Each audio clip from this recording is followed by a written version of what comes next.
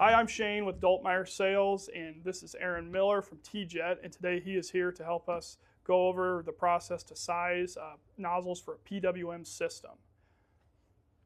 So Aaron, if I've got a sprayer running a PWM system and I want to size a nozzle, if I've had a nozzle size for a system without a PWM sprayer, can I use that same nozzle, or how does that work? You can, but PWM sizing is a little bit different than sizing for a constant flow system. And typically you're going to go larger in a spray tip size. And the reason for that is because PWM operates on duty cycle. So those solenoids are pulsing at approximately 10 times per second. And so your duty cycle, if it's a 50% duty cycle, it's on 50% of the time and off 50% of the time. So a good general rule is a 70% duty cycle is an average speed that you're going to operate.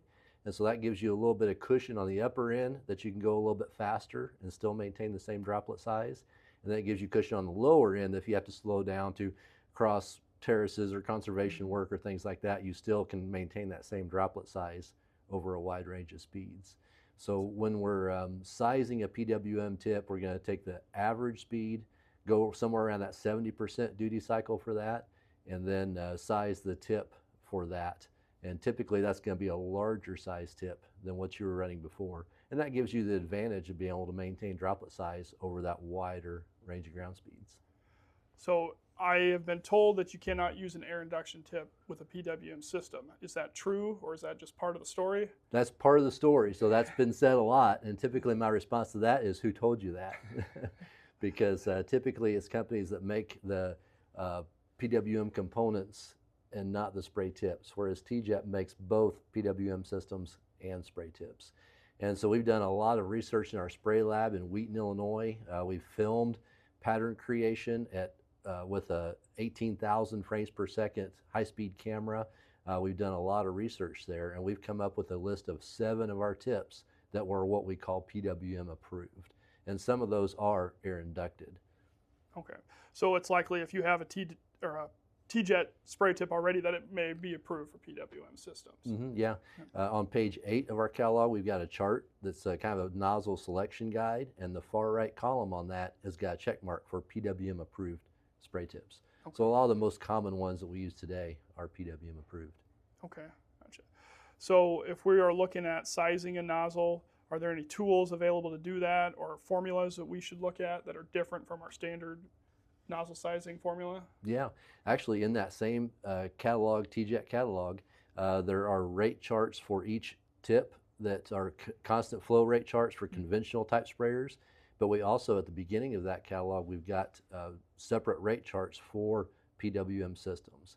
And it gives a max speed and a minimum speed that you can apply a certain rate with a certain tip. And then following that to the left, it gives you the droplet size and gives you the choice of different PWM approved tips to achieve the droplet size that you want. To choose a tip for a PWM system, there's a lot of things that are similar to choosing a tip for a conventional system. We need to know the ground speed that you want to operate at, the rate that you want to apply, and the droplet size that you're looking for. And typically that droplet size can be found on the product label for the product you're applying. Sometimes they'll have a range of droplet sizes. It'll say medium to coarse. Sometimes it will say coarse or larger, or sometimes they'll be very specific on the droplet size that you want for that product. If you're using a tank mix of different products, which guys typically do, you want to find the largest droplet size of the different components. So if one component says it's a medium or larger spray tip or droplet size, and the other component says coarse, well then you want to go with that coarse, because you always want to err towards the side of drift control, especially with a systemic type product. So once we look at the chart, this PWM rate chart, we need to first of all make sure that we're looking for at the right chart for the right nozzle spacing. So if you are on a 20-inch nozzle spacing chart, you'll start by finding at the top the speed range that you want to go in miles per hour. And then this is in a minimum and a maximum column for that. And that's where it differs from your regular rate charts. So the duty cycle of the PWM solenoid, it is, if it's a 30% duty cycle, it's on 30% of the time and off 70% of the time.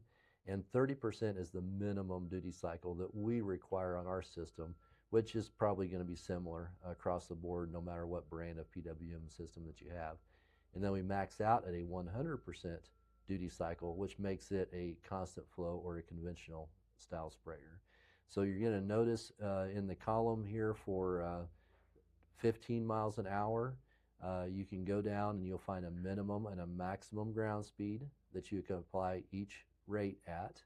And then once you find the category you want to be in, then you'll go to the left and it will give you each of the 7 PWM approved tips that we have, and it will give you the droplet size that you're going to get at that pressure for that tip. And so then you can choose which tip that you need and what operating pressure that you want to run at.